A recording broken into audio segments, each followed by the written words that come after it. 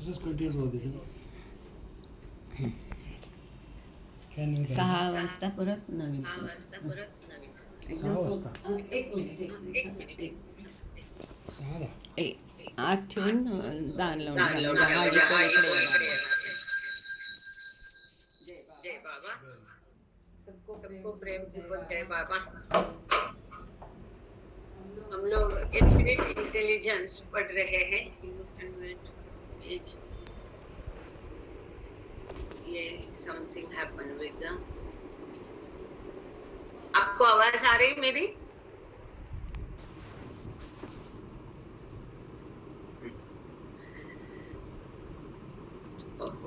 हाँ, आवाज आ रही. आवाज आ रही. ओके. जय बाबा. जय बाबा. सबको प्रेम पूर्वक जय बाबा. इन्फिनिट इंटेलिजेंस हम लोग पढ़ रहे हैं और 8वीं श्रृंखला का कुछ हिस्सा हमने पढ़ लिया था, जैसे कि मन के 3 प्रकार कौन से हैं, अनंत बुद्धि के 6 भूमिकाएं कौन सी है, इसी को करीब करीब थोड़ा सा रिपीट किया है आगे के हिस्से में. जो महत्वपूर्ण बात हमने कल देखी, सुंदर बात अंतिम सेशन में,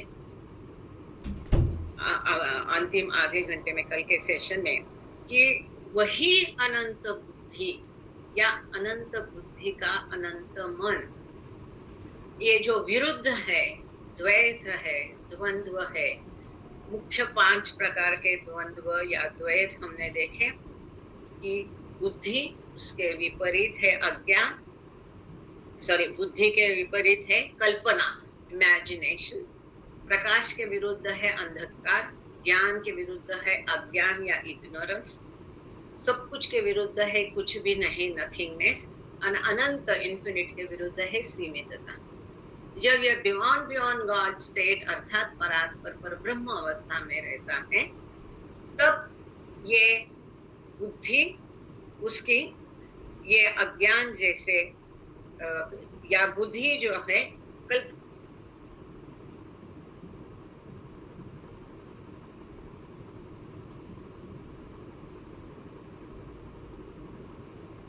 कल्पना जैसे अस्तित्व में होती और कल्पना कल्पना ही होती.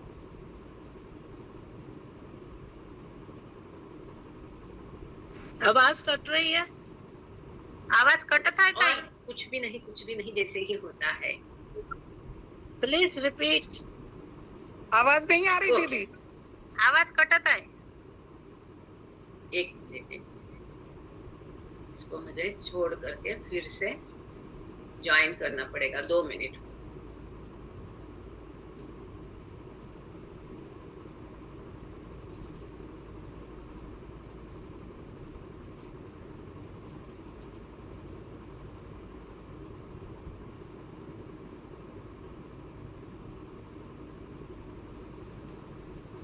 जय बाबा. अब आवाज आ रही है?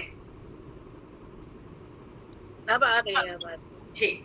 तो इस प्रकार से अनंत जो है उसके अंदर वो सीमितत्व जैसा होता है और सीमितत्व जैसा ही होता है.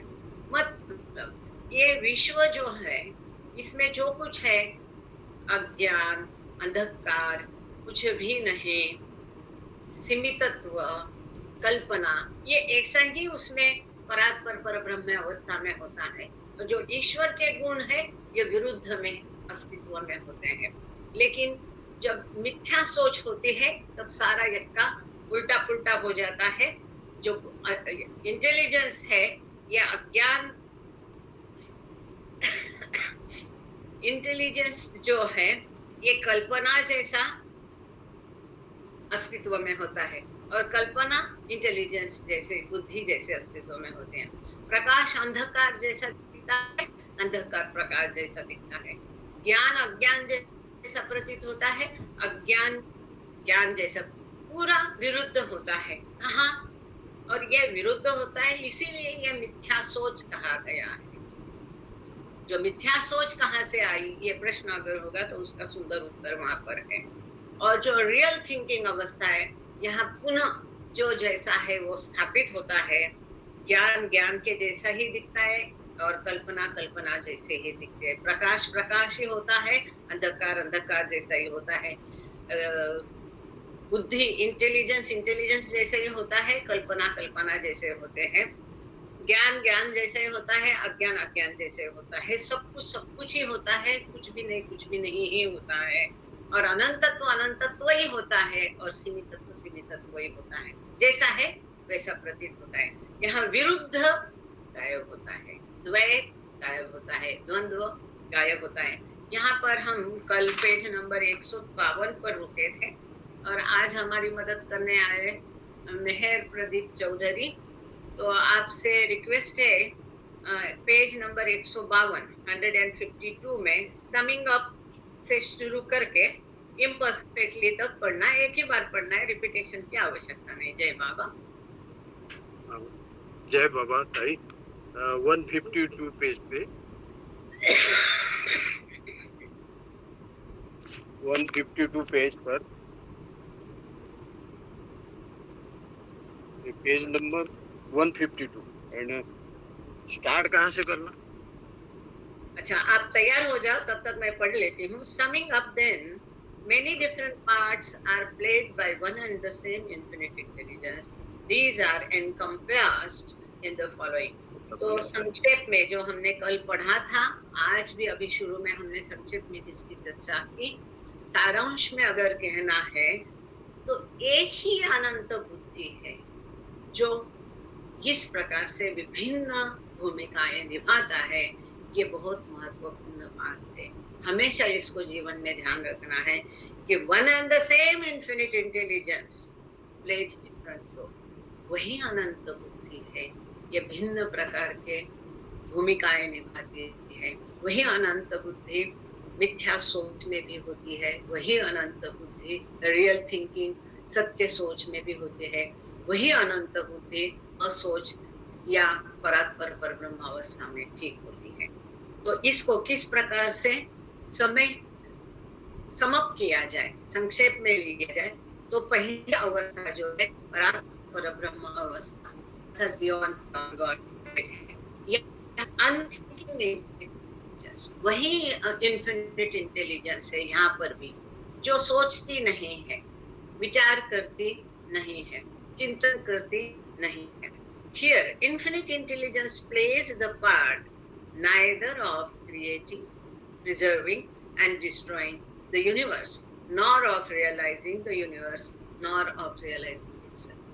यहाँ जो अनंत बुद्धि है, ये ना ही निर्मिति करती है, ना ही निर्मिति का उपभोग लेती है, ना निर्मिति का अनुभव करती है, ना ही स्वयं का अनुभव करती है।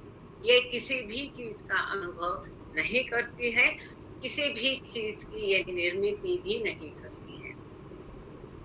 ये परात्पर परब्रह्म अवस्था है, बियॉन्ड गॉड स्टेट है, असोच या अचिंतन की अवस्था है। यहाँ थिंकिंग शुरू हुआ नहीं है, मन का व्यापार शुरू हुआ नहीं है, जो कि प्री कंडीशन पूर्व शर्त बताई गई है।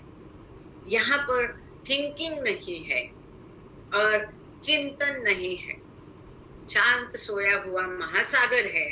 तो यहाँ ये किसी भी चीज की निर्मिति भी नहीं करता है और किसी भी चीज का अनुभव भी नहीं करता है, ना ही स्वयं का अनुभव करता है। अब दूसरी अवस्था है इन्फिनिट माइंड, अनंत मन। वही सोया हुआ मन जब अब कार्यरत होता है, वही ईश्वर जब कार्यरत होता है, तब वो अनंत मन कहलाता है। हमने ये पिछले बार देखा, the same infinite intelligence is now infinite mind. क्यों? क्योंकि अब इसका मन थिंकिंग की, सोच की प्रक्रिया में है। वो जो पूर्व शर्त है थिंकिंग की, यहाँ पूरी होती है। थिंकिंग शुरू हो गया, मन का कार्य शुरू हो गया, मन कार्यरत हो गया। यहाँ पर कैसे अवस्था होती है? Here infinite intelligence plays the part of creating, preserving and destroying the subtle and gross universe, while at the same time realizing neither its creation nor itself. तो यहाँ वही अनंत बुद्धि है। जब थिंकिंग शुरू होता है, तब ये अब निर्माता की भूमिका निभाता है। निर्माण करना, रक्षण करना और नाश करना, जिसको भोली भाषा में हम कह सकते हैं ब्रह्मा विष्णु महेश का, अर्थात जब जिसको ईश्वर कहता है ये ईश्वर की अवस्था है। लेकिन अब चूंकि ये निर्मिति के कार्य में है, चूंकि ये निराकार है, तो ये अपनी ही निर्मिति का, विश्व का अनुभव नहीं करता है, ना ही स्वयं का अनुभव करता है, ना ही स्वयं को रियलाइज करता है, ना ही इस विश्व को रियलाइज करता है। क्यों? क्योंकि विश्व का अनुभव करने के पास उसके पास शरीर नहीं है, रूप नहीं है, आकार नहीं है, और ये निर्मिति के कार्य में गढ़ा हुआ है। अब तीसरी अवस्था है जिसको हम जीवात्मा कह सकते हैं। पहली थी परात्पर परब्रह्म अवस्था, अर्थात बियॉन्ड से। दूसरी थी ईश्वर अवस्था या गॉड कह सकते हैं या क्रिएटर। अब तीसरी अवस्था है the most finite false mind, जीवात्मा की अवस्था, अत्यंत सीमित मिथ्या मन। मिथ्या मन क्यों? क्योंकि ये मिथ्या का अनुभव, जैसे कि अभी हमने थोड़ी देर पहले देखा कि इंटेलिजेंस को इमेजिनेशन, एवरीथिंग को नथिंग, और लाइट को डार्कनेस, ये सारा उल्टा उल्टा अनुभव करता है। तो यहाँ पर the most finite false mind जो है, that is the most finite subtle and gross. Here infinite intelligence plays the part of realizing the subtle and gross universe most finitely and most imperfectly. इसमें अब ये imperfectly शब्द महत्वपूर्ण है। imperfect क्यों? क्योंकि जो अत्यंत सीमित मिथ्या मन है, इसकी चेतना अत्यंत सीमित नाही के बराबर है, और इसका अनुभव जो है वो भी नाही के बराबर है, क्योंकि इसका रूप इम्परफेक्ट है, परिपूर्ण आकार, अच्छा रूप या माध्यम या शरीर या देह इसका नहीं है। इसके कारण इस विश्व का ये पूरी तरह से अनुभव नहीं कर सकता है। इस प्रकार से वही अनंत बुद्धि भी, ये रोल भी, ये मिथ्या सीमित मन की भूमिका पाषाण रूप में, धातु रूप में भी वही अनंत बुद्धि या इन्फिनिट इंटेलिजेंस निभाती है, जिसको अभी हमने पहले परात्पर परब्रह्म अवस्था में देखा था, दूसरे में ईश्वर अवस्था में देखा था। वही परमात्मा, जैसे हम गॉड स्पीक्स में पढ़ते हैं, अब जीवात्मा बन गया है। इसका अर्थ है वही ईश्वर अब ये भूमिका अदा कर रहा है अत्यंत सीमित मिथ्या मन की, जो कि इस विश्व को अत्यंत सीमित तरीके से इम्परफेक्टली अनुभव करता है। अब हम आगे चलते हैं, पेज नंबर 153, 153। इसी को, ये जो समेशन है, ये सारांश है, ये संक्षेप में जो बाबा बता रहे, इसी को आगे कंटिन्यू करते हुए किसका सारांश है? वही अनंत बुद्धि भिन्न भूमिकाएं कैसी निभाती है। तो अब तक हमने 3 भूमिकाएं देखी, अब बची हुई 3 भूमिका है 4, 5 और 6। ये शुरू होता है the less and less finite false mind. तो मेहर प्रदीप चौधरी जी है, जुड़े हुए हैं, तो जय बाबा। जय बाबा। जय बाबा। आपको समझ में आ गया कहाँ से पढ़ना है? हाँ, 153। हाँ जी, तो तीनों पढ़ लीजिए आप। जय बाबा। अवतार मेहर बाबा की जय। The less and less finite false mind, in bracket, that is the less and less finite subtle and gross mind. Here infinite intelligence plays the part of realizing the subtle and gross universe less and less finitely and less imperfectly. 5. The infinite false mind, bracket, that is the infinite subtle and gross mind. Here infinite intelligence plays the part of realizing the subtle and gross universe infinitely and most perfectly.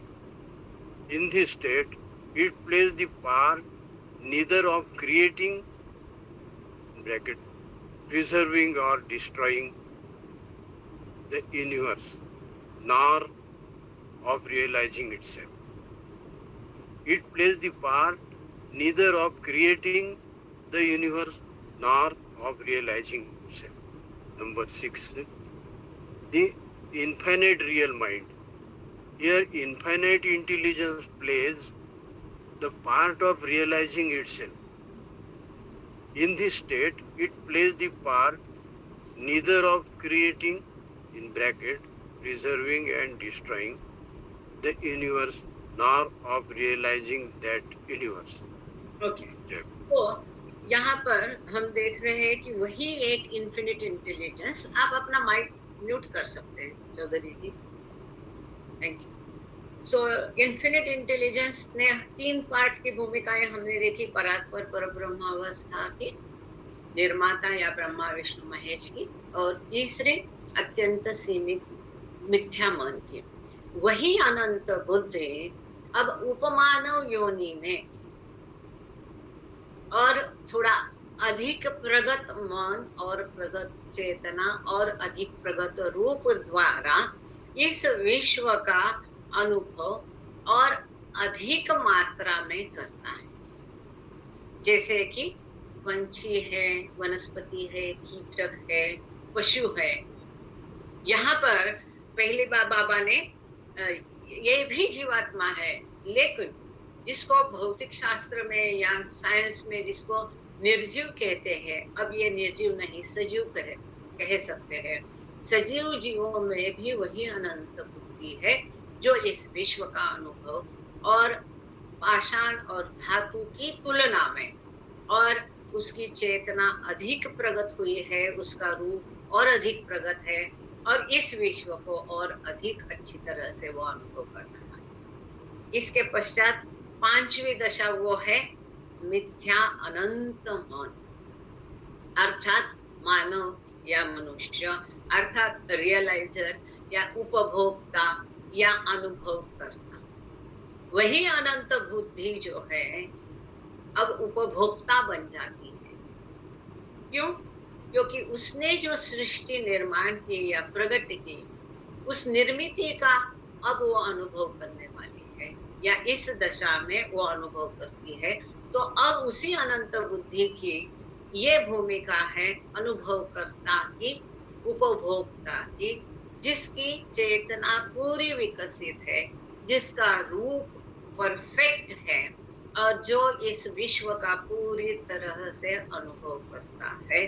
अब इसका रूप सीमित नहीं है, उसकी चेतना सीमित नहीं है, रूप इसका परफेक्ट है, लेकिन यहाँ पर वो निर्मिति का कार्य नहीं करता। अब हम कभी कभी इसी किताब में गॉड स्पीक्स में क्रिएशन एंड कॉजेस में कई जगह देखा कि स्वयं जीवात्मा या मनुष्य ही स्वयं ब्रह्मा विष्णु महेश तीनों है।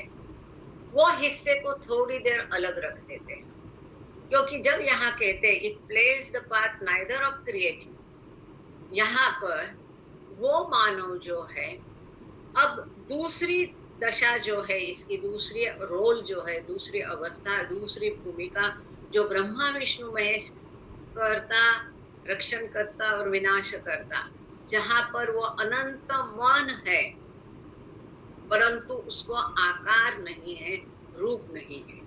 उस और इस दोनों अवस्था में फर्क ये है कि यहाँ पर ये साकार है, वही अनंत बुद्धि को यहाँ रूप मिला है, शरीर मिला है, मनुष्य का शरीर मिला है, वो भी परफेक्ट शरीर मिला है और यहाँ पर उसकी चेतना अब अनंत चेतना है, पूरी विकसित चेतना है और यहाँ अपने प्रगत शरीर के द्वारा ये पूरे विश्व का अनुभव पूरी तरह से ले सकता है। परंतु यहाँ पर ईश्वर करके जो भूमिका है ब्रह्मा विष्णु महेश या सृष्टि की निर्मिति, उसका नाश और उसका रक्षण करना की भूमिका यहाँ वो निभाता नहीं, ऐसा यहाँ लिखा है।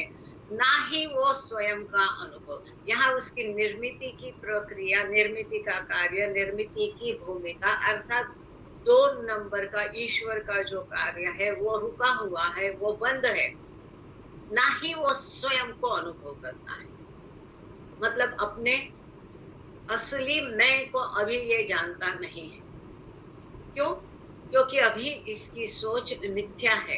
क्योंकि इस जैसा हमने देखा कि अब वो ज्ञान को अज्ञान समझता है और अज्ञान को ज्ञान समझता है, प्रकाश को अंधकार समझता है, अंधकार को प्रकाश समझता है, सब कुछ को कुछ भी नहीं समझता है, कुछ भी नहीं को सब कुछ समझता है, इंटेलिजेंस को इमेजिनेशन समझता है, इमेजिनेशन को इंटेलिजेंस समझता है। मतलब पूरी मिथ्या सोच है। इस मिथ्या सोच के पीछे माया का प्रभाव और उसके संस्कार है, और इसके कारण अब ये अपने स्वयं का असली मैं का अनुभव नहीं कर सकता है।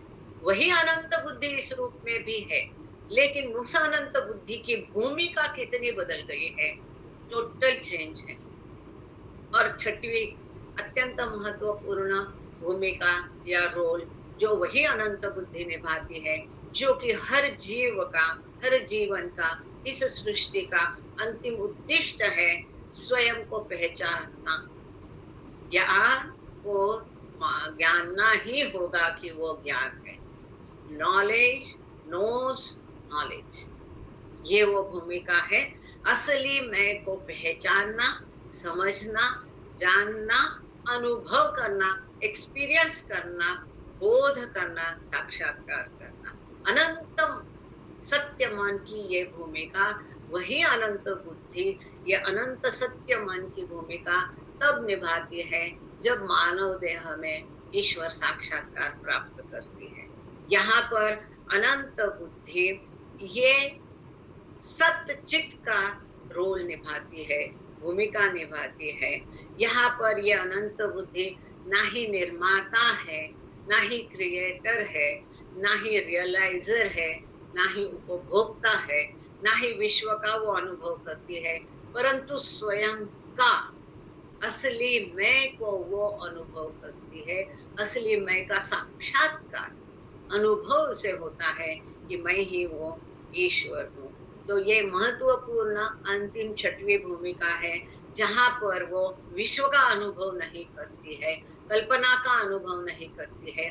यहाँ पर अनंत बुद्धि की भूमिका रियलाइजर अर्थात उपभोक्ता की नहीं है, परंतु स्वयं को वो साक्षात्कार करती है, जानती है, पहचानती है, समझती है, महसूस करती है, अनुभव करती है कि मैं ही वो ईश्वर हूँ। ये छठवीं भूमिका भी उसी अनंत बुद्धि की है जो परात्पर पर ब्रह्म अवस्था में था, उसी ईश्वर की है जो ब्रह्मा विष्णु महेश का कार्य कर रहा था।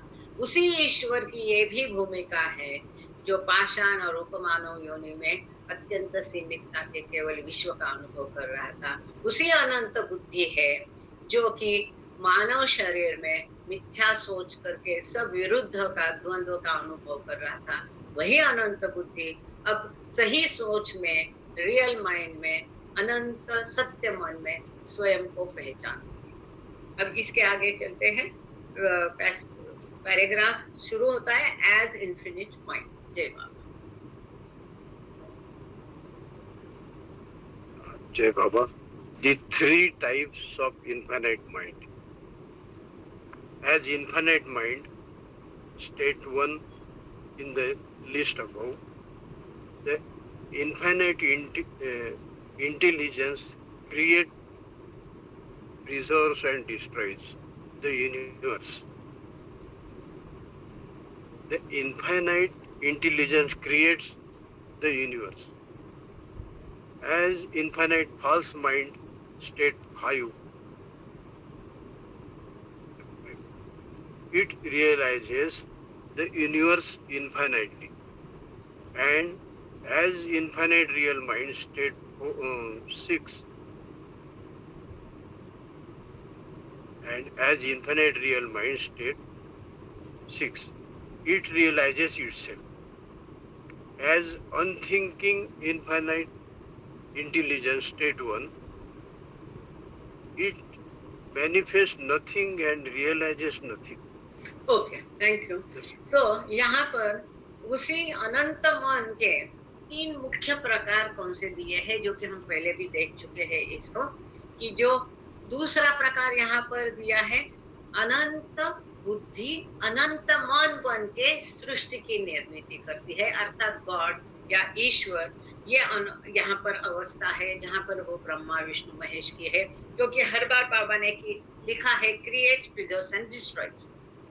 मतलब जो गॉड स्पीक्स में ब्रह्मा विष्णु महेश की अवस्था है, अर्थात जिसको ये सारी दुनिया ईश्वर अवस्था समझती है, ये ईश्वर की अवस्था कब बनती है?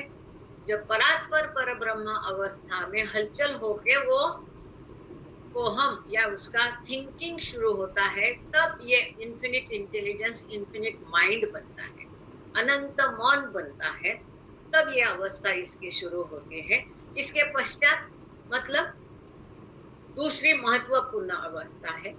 इसके पश्चात की अवस्था है अनंत मिथ्या मन, जहां पर इस विश्व का वो अनुभव अनंतता से लेता है। और तीसरी महत्वपूर्ण अवस्था है अनंत सत्य मन, जहां पर ये विश्व का मिथ्या का नहीं परंतु स्वयं का, अपने मूल स्वयं का अनुभव करती है। यहाँ पर ये कुछ भी निर्मित भी नहीं करती है और विश्व का भी अनुभव नहीं करती है। As thinking infinite intelligence, it manifests nothing. ये असोच की स्थिति भी नहीं है, परंतु सत्य सोच की ये स्थिति है, रियल माइंड की ये स्थिति है, जहां पर ये कुछ भी अनुभव नहीं करती ऐसा भी नहीं है, विश्व की निर्मित करती ऐसा भी नहीं है, विश्व का अनुभव करती ऐसा भी नहीं। मतलब जिस प्रकार से आप अपना माइक बंद रख सकते हैं चौधरी जी प्लीज। तो इस प्रकार से यहाँ पर वो ना ही असोच की स्थिति में है, ये अनंत मन की स्थिति ही है, इसके बावजूद ये मिथ्या मन नहीं है, मिथ्या सोच नहीं है, ये निर्माता भी नहीं, जो कि निराकार निर्माता भी नहीं है, ना ही ये विश्व का अनुभव करती है, परंतु अपने मूल स्वयं का रियल माइंड का अनुभव करती है। इस प्रकार से एज इन्फिनिट माइंड स्टेट 2, जो कि सीमित मात्रा में सीमित विश्व का अनुभव करती है, जिसको हमने जो कि क्रिएटर की भूमिका है, इसको पढ़ लेते हैं। As infinite mind state 2, creator god ईश्वर, the infinite intelligence manifest the really most finite fine imagination as the infinite imagination in subtle and gross form, that is the atom as the universe. तो दूसरी भूमिका जो है, जो अनंत बुद्धि या infinite intelligence निभाती है, वो अनंत मन की वो भूमिका है जहां इन्फिनिट इंटेलिजेंस स्वयं अनंत मन बन जाता है। This is important point. अनंत मन बनने के पश्चात ही वो ब्रह्मा विष्णु महेश या ईश्वर या परमात्मा या गॉड इस स्थिति में आता है। तो निर्माता की भूमिका या निर्माता का रोल इन्फिनिट इंटेलिजेंस कब निभाता है? जब वो अनंत मन बन जाता है। ये दूसरी अवस्था है जिसको हम ब्रह्मा विष्णु कह सकते हैं, जहां पर उसके अंदर जो मनोकल्पना, सूक्ष्माति सूक्ष्म कल्पना अवस्था में ये विश्व अंदर मौजूद हमेशा से अनंत काल से शाश्वत रीत्या था, इसको ये बाहर प्रकट करता है। और यही एटम एज द यूनिवर्स, पहले अनुरूप में ये विश्व, उसकी ये कल्पना प्रकट होती है और ये कल्पना प्रकट होने के पश्चात, मैनिफेस्ट होने के पश्चात दो शरीर धारण करती है। ये निराकार कल्पना साकार बनती है, स्थूल और सूक्ष्म विश्व ये उसके दो शरीर बनते हैं और इस स्थूल और सूक्ष्म का रूप धारण करने के पश्चात ये विश्व बन जाता है। इसमें सबसे पहला अणु मात्र में होता है। इसके पश्चात स्वाभाविक है false imagination, as infinite false mind, stage 5, जो कि मनुष्य की है, उपभोक्ता की भूमिका है, रियलाइजर की भूमिका में वही इन्फिनिट इंटेलिजेंस है। So as infinite false mind in state 5, it realizes this really most finite universe to the point of being almost nil. एक मिनिट हाँ. बंद कर दिया. ओहो.